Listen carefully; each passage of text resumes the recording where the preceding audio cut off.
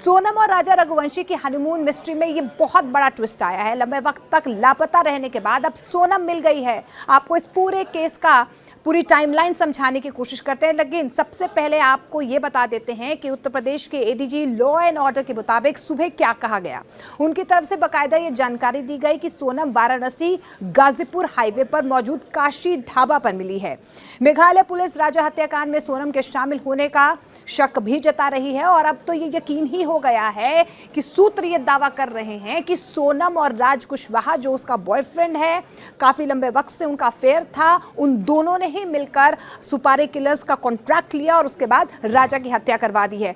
लेकिन इस बीच सोनम की तरफ से बहुत बड़ा दावा किया जा रहा है। पहला बयान उसका सामने आया, उसने कहा है कि मैं बेकसूर हूं, मेरे ऊपर जो भी आरोप लगाए जा रहे हैं वो बेबुनियाद हैं। सोनम ने यह दावा किया है कि वो इस मामले में आरोपी नहीं है बल्कि पीड़ित है। ये सूत्र दावा कर रहे हैं कि सबसे पहला बयान सोनम का ये सामने आया है। सूत्र ये भी बता रहे हैं कि सोनम ने यह दावा किया है कि उसे अगवा करने के बाद उत्तर प्रदेश के गाजीपुर में छोड़ दिया गया, जहां से उसने अपने भाई को फोन किया।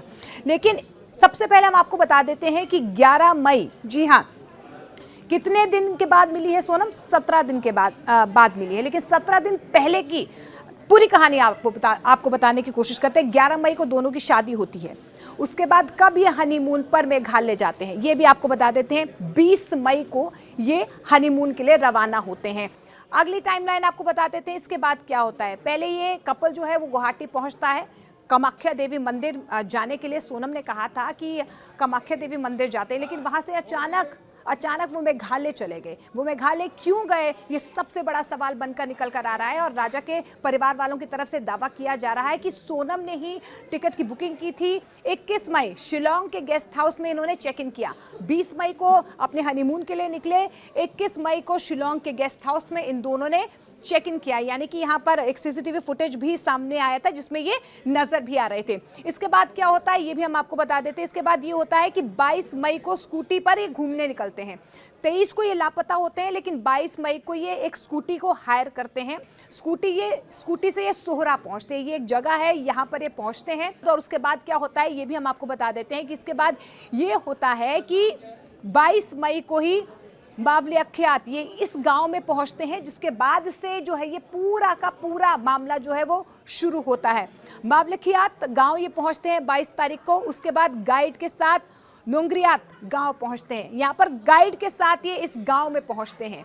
यहाँ पर पहुंचने के बाद गुवाहाटी पहुंचने के बाद ये पहुंचते हैं बावलखियात। उसके बाद पहुंचते हैं नोंगरियात। इस गांव में पहुंचते हैं लेकिन गाइड के साथ पहुंचते हैं। इसके बाद क्या होता है ये भी हम आपको बता देते हैं। 23 मई को ये वापस आ जाते हैं।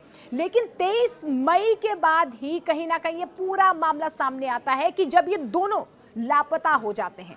दोनों लापता हो जाते हैं और 2 जून को शव मिलता है राजा का। और उसके बाद से ये पूरा हनीमून का जो इनका कार्यक्रम था, जो पूरा ही हनीमून का ट्रिप था, वो कहीं ना कहीं एक के बाद एक खुलासे के बाद ट्विस्ट एंड टर्न्स इस पूरे मामले में सामने आने लगे। अब 9 जून यानी कि आज का वो दिन है जब सोनम जो है खुद मिली हैं। अब सोनम के पिता ये दावा कर रहे हैं, उनकी तरफ से दावा किया जा रहा है कि मेघालय पुलिस झूठ बोल रही है, क्योंकि जैसे ही सोनम सबसे पहले उसने अपने भाई को फोन किया, भाई को बताया कि मैं एक ढाबे पर हूं, और उसकी तरफ से ये कहा गया, बाकायदा एक वीडियो कॉल की गई अपने परिवार वालों को और कहा गया कि कुछ लोग मुझे यहाँ पर छोड़ के गए। और उसके बाद जो है उन्होंने इंदौर पुलिस को इसकी इत्तला की और इंदौर पुलिस ने उत्तर प्रदेश पुलिस को इसके बारे में बताया।